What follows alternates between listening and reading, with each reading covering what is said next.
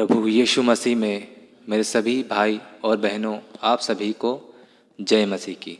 तो मेरे प्रिय भाई और बहनों, जैसा कि हम सभी विश्वासी लोग जानते हैं कि प्रभु यीशु मसीह हमारे पापों के लिए बलि होने वाला फसह का मेमना है। अब सवाल यह उठता है कि फसह क्या है और यीशु मसीह को फसह का मेमना क्यों कहा जाता है।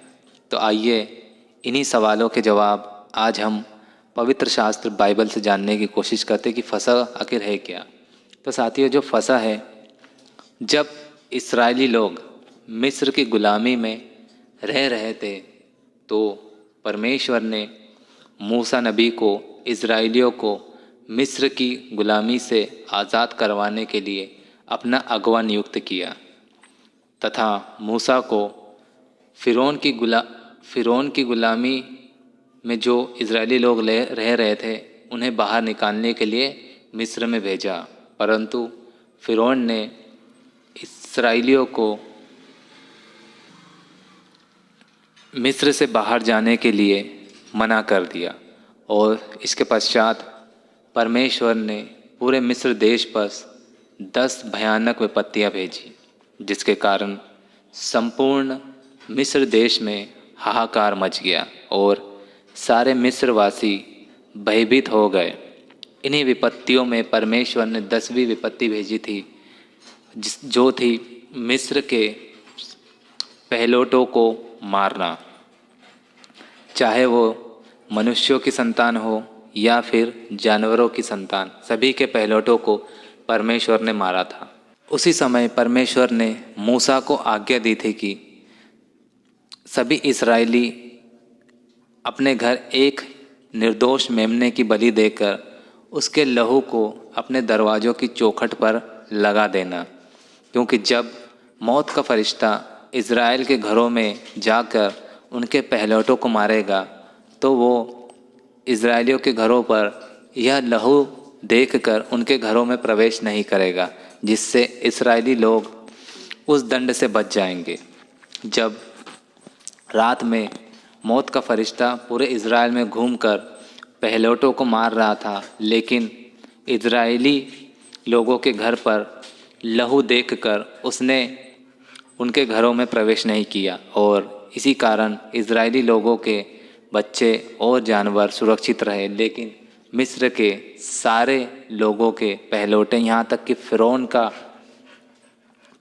पहलौठा भी मारा गया और इज़राइली लोग मेमने का लहू लगाने के कारण परमेश्वर के दंड से बच गए। परमेश्वर के मौत के दूत ये सब बच गए तथा बाद में परमेश्वर ने इस घटना को फसह का पर्व यानी पासओवर पर्व के रूप में पूरे इस्राएल को मनाने की आज्ञा दी। पासओवर का मतलब होता है कि पास होना, यानी मौत का फरिश्ता इज़राइलियों के घरों से पास हो गया था। अब फसह के पर्व के दिन सब इज़राइली लोग एक निर्दोष मेमने को बलि चढ़ाकर उसका मांस खाकर परमेश्वर ने जो उनको उपकार किया था, यानी मिस्र की गुलामी से आज़ाद करवाया और बड़े बड़े आश्चर्य कर्म किए, उन सभी को याद करके यह पर्व मनाया जाता है। फसह के पर्व में अखमीरी रोटी खाई जाती है तथा कड़वा साग पात खाया जाता है और इसके साथ में बलि किए हुए मेमने को भुने हुए मांस के साथ खाया जाता है। और इस पर्व के दौरान सभी इस्राएली लोग इकट्ठे होकर परमेश्वर की महिमा के भजन गाकर परमेश्वर को स्तुतिगान करते हैं। तो साथियों, इस प्रकार फसह का पर्व मनाया जाता है। अब आते हैं हम कि यीशु मसीह हमारे फसह का मेमना कैसे है। तो साथियों, यीशु मसीह भी हमारे पापों के लिए कुर्बान होने वाला एक निर्दोष मेमना है। जैसा कि यूहन्ना बपतिस्मा देने ने कहा था कि यह है जगत परमेश्वर का मेमना जो जगत के पापों को अपने ऊपर उठा लेता है।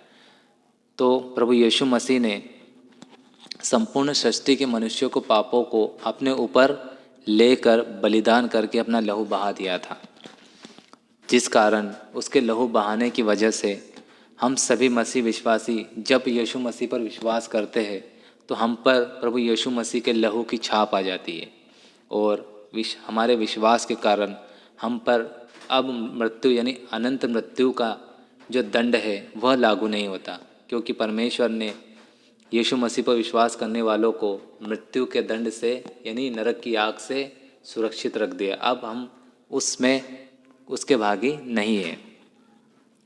और फसह के मेमने में कोई दोष भी नहीं होता है। और ठीक इसी प्रकार हमारे प्रभु यीशु मसीह में भी कोई भी दोष नहीं पाया जाता और वह सभी आज्ञाओं में परमेश्वर के योग्य और परमेश्वर के ग्रहण योग्य था। इसलिए प्रभु यीशु मसीह हमारे पापों के लिए कुर्बान होने वाला फसह का मेमना है। तो साथियों, आज का यह वीडियो बहुत छोटे रूप में आपको समझाया। वैसे तो बहुत विस्तार से इसके बारे में कहा जा सकता था, लेकिन आपको मोटे मोटे सबको समझ में आ जाएगा। तो मिलते हैं अगले वीडियो में, तब तक के लिए जय मसीह की। परमेश्वर आप सभी को बहुत आयश से आशीष दे।